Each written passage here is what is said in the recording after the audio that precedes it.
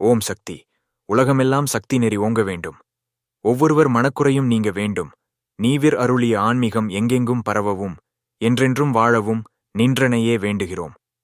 நிச்சயமாய் அருளுங்களேன், நித்தியமாய் கொலுகொண்ட மாமரு ஊர் குருபிரானே.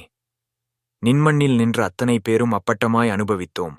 மறுத்து பேசுபவரும் மனம் மாறும்படி, மனமும் மண்ணும் குளிரும்படி, மட்டில்லா ஆனந்தம் அடைதிறந்த வெள்ளம் போல் மாந்தர் நெஞ்சில் நிறையும்படி நீவிர் அருளிய மழையதுவும் அதிசயமாய் பெய்ததுவே.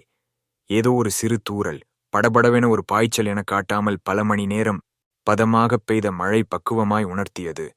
பாங்கான குருதெய்வம் பங்காரு அம்மா நின்றன் பக்தியையே நிலைநிறுத்தியது.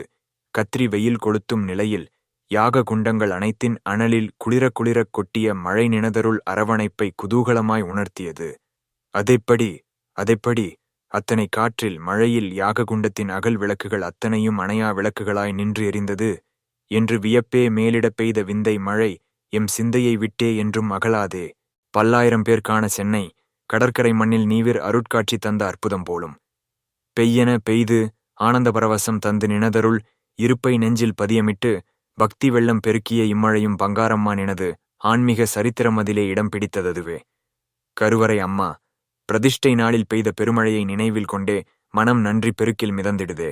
ஓம் சக்தி.